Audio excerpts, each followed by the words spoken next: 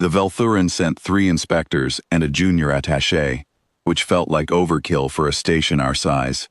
Ardent Point had 4 crew, a relay array the size of a municipal water tower, and a cat named Incident. We were not, by any standard metric, a priority. Commander Yara Osei, our station chief, our engineer, and on slow days our cook, met them at the docking collar with a clipboard and a cup of instant coffee. I watched from the ops room doorway. The lead inspector was tall even for a Vel'thuran, with the pale silver skin and wide dark eyes that made their whole species look perpetually surprised. He was not surprised. He was annoyed. He looked at the docking collar seals, at the clipboard, at Yara's coveralls, and at the instant coffee in that order, and then he looked at me, and then he looked back at Yara. "This is the full complement?" he said.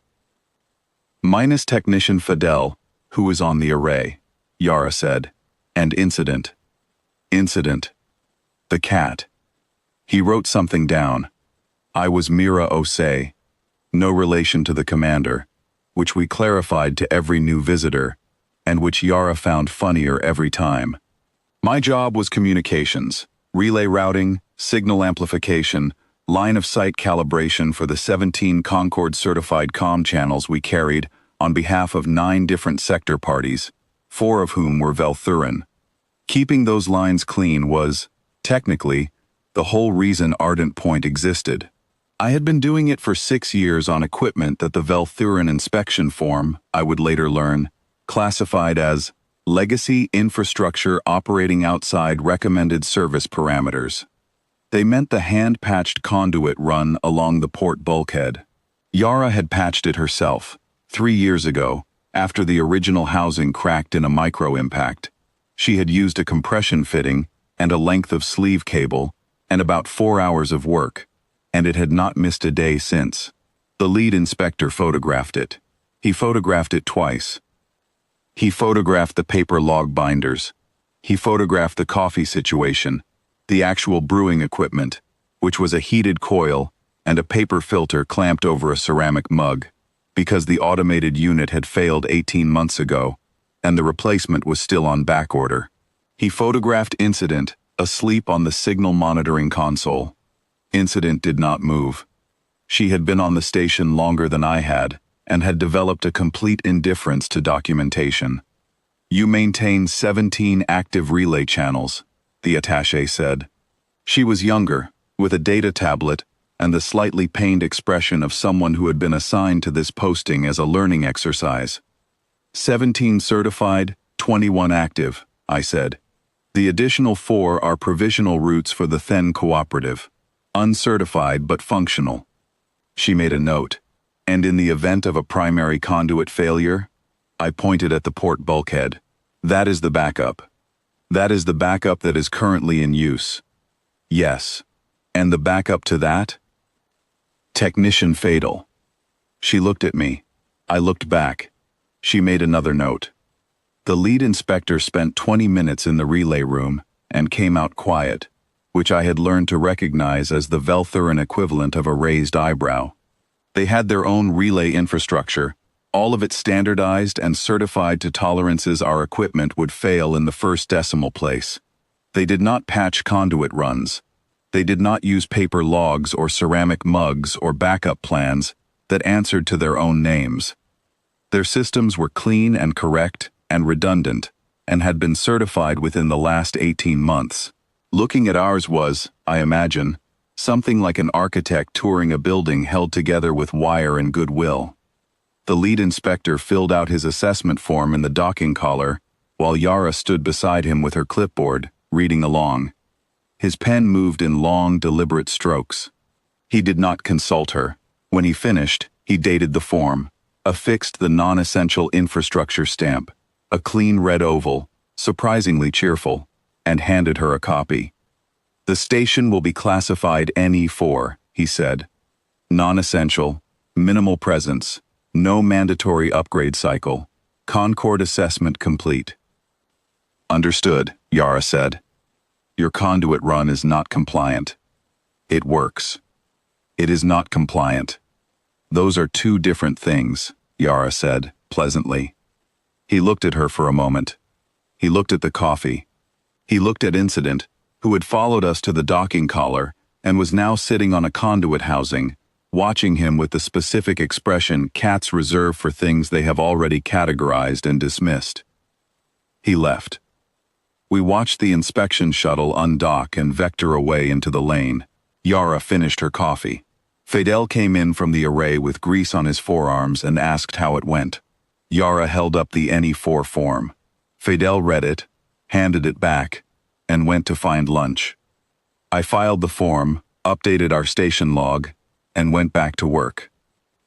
14 hours later, the sector went quiet. Not our sector. We were fine.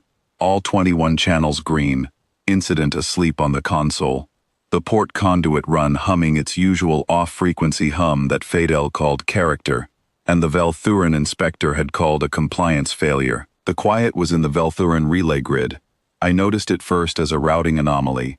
3 certified channels that usually bounce traffic through a Vel'thuran hub near the Then border stopped responding.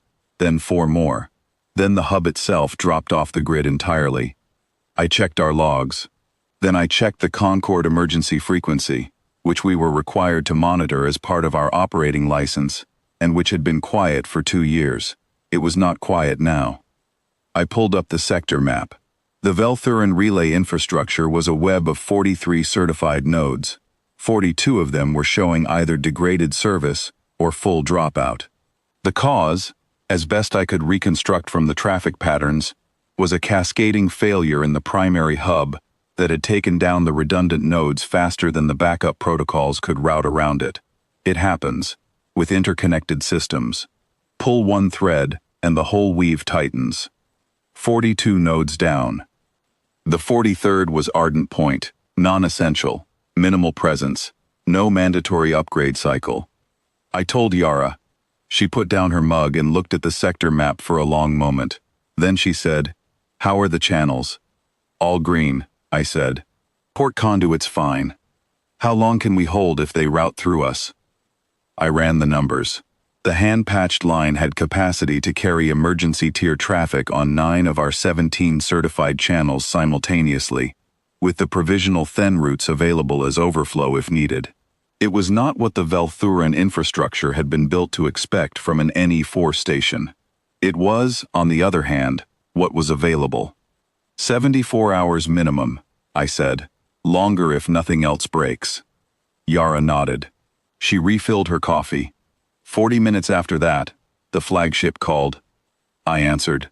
The voice on the other end was clipped and fast and careful in the way voices get when someone needs something and is not accustomed to needing it. They identified the vessel, the Vel'thuran primary command ship for the sector, the same ship the inspection team had departed from 14 hours earlier, and they asked for Ardent Point's relay capacity and current operational status. 21 channels active, I said. 9 certified for emergency routing. Port conduit nominal. What do you need? There was a pause, not a long one. We need to route emergency command traffic through your station, the voice said. Our relay infrastructure has experienced a cascading failure. You are the only active node in sector. I know, I said. I've been watching it since it started. Another pause. How long can you hold the line? I checked the port conduit gauge. It was reading the same thing it had read for 3 years. Steady, slightly warm, entirely functional. 74 hours, I said. Probably more. We will have restoration teams in the sector within 48. That works. I routed them through. All 9 certified emergency channels, with the Then provisionals standing by.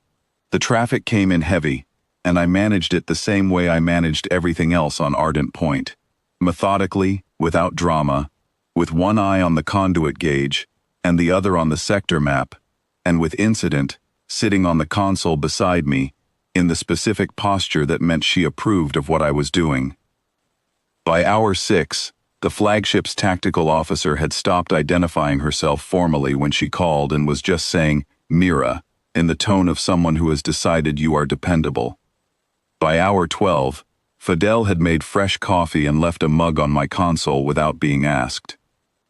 By hour 41, the Vel'thuran restoration teams had their primary hub back online, and the traffic load began easing off our channels one by one. When the last emergency route cleared, the tactical officer called to confirm. "You held the full 41 hours, she said. "Your conduit run, the hand-patched one, it held the entire time?" "It held," I said. A pause. "A different kind this time. The lead inspector will be filing a revised assessment," she said. "That's fine," I said. "We'll be here." I logged the session, updated the channel records, and filed the routing summary in the paper log binder, because that was where it went. Then I finished my coffee and let Incident back onto the console, and Ardent Point went on being non-essential, same as it always had.